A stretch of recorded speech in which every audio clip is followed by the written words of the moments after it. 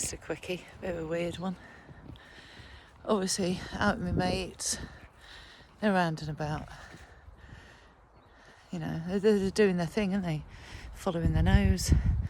And as we know that if the dog's allowed to follow its nose, it's processing, which means it's in harmony and it's happy. However, the minute you put something for their sight or for their sound, you're removing them from that balanced energy. And this goes for all animals.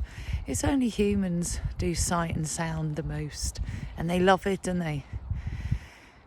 But out here in the woods, don't for a minute think because that dog there, or the other one there, or these here, aren't using words that they're not communicating fully with the nature around them. And interestingly enough, the only species that does not know how to connect with the world around them is the human. So honestly, it drives me crazy. We're trying to walk, we're trying to follow our nose, and we get these dog walkers. Now, I know a couple of dog walkers, they're sound people, all right? So this is not all dog walkers, but there's a new strain of dog walker that's emerged in the last 5 years. I imagine building their business off the back of the lockdown dogs. Now, while there's a niche there and you can make some money, it don't mean it's right, and it's not right. If you're going to go out and walk dogs, you better know how to be a dog. Otherwise, you are perpetuating human stress onto dogs and everything else. You hear the birds? We've evaded a dog walker. She couldn't do 2 steps without listening to her own voice and calling every dog by name and very loud so everyone in the woods can hear she's coming. So I thought, well, I've heard you, so I'll stand still and I'll wait for you.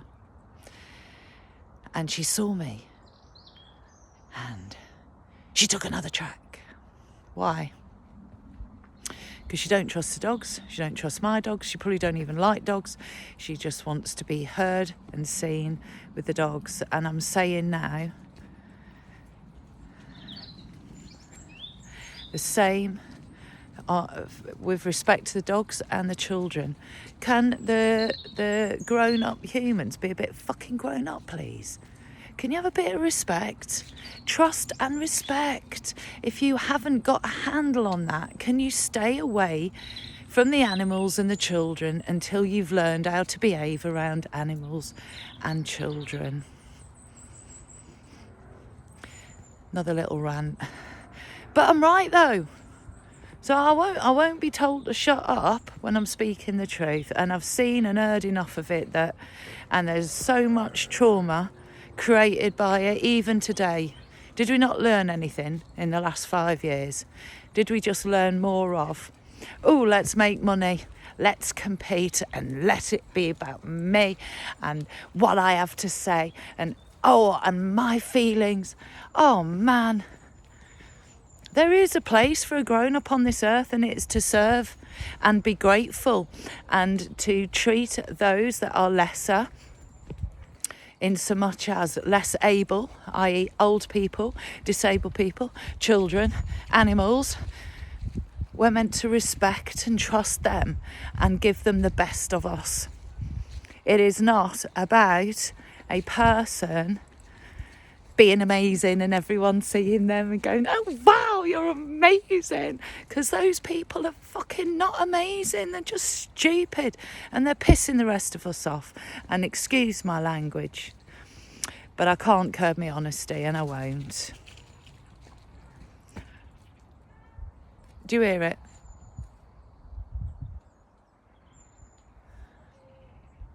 And she fails to realise that there'll be other dog walkers around with dogs, and when they hear someone else shouting, bear in mind they all carry food with them, the other dogs are primed to go, oh, maybe if I go over there quick where they're shouting, I'll get a treat. You know, so the dog walkers, the ones that don't know what they're doing, are making hell of a mess for the ones that do know what they're doing. And they're not helping the dogs, not at all. So there you go. For those of you that care in truth about nature and the reality, if you've got a dog, I suggest you don't book your dog in for a walker when they go, oh, I've got 600 clients and I've got a posh van. Listen, we all have vans to move the dogs around. What we don't do is promote ourselves as business. If you want someone to work for your dog and actually do a good job with your dog, you go for someone that is not running a successful business, and because that is about money, not love, not respect, not trust. Money is the root of all evil, yeah? So you go and find yourself a good service, and there's many, many, many good, quiet people that do know what they're doing with animals. So please find one of them and keep your dog in harmony and happiness, and you'll be with someone that you can trust, because I've uncovered quite a big group who like to show off about having 600 dogs on their books. They farm the work out to people. They give them the van. They go, oh, take these dogs. They're making all this money. And I've watched them for 3 years. And in 3 years, they haven't learned how long an hour is. To them, it's between 30 and 40 minutes. In 3 years, they haven't learned that the dogs, on a hot day particularly, and dry day, where there's no free water to go and find, they haven't learned to give the dogs what they need at the end of a walk before getting in the van, which is just very simple. It's a fresh drink.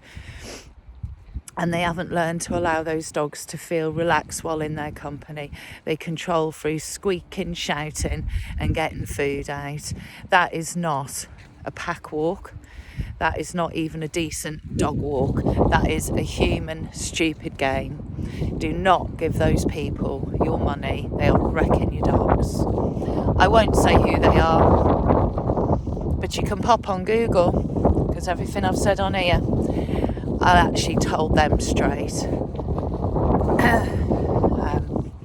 Because I'm here for the dogs.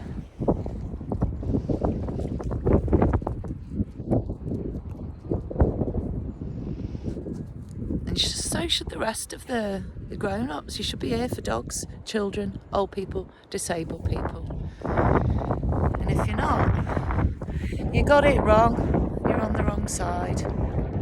Anyway, for those of you that are on the right side, have a beautiful day. Lots of love to you and your lovely dogs and your lovely children and your old people and your disabled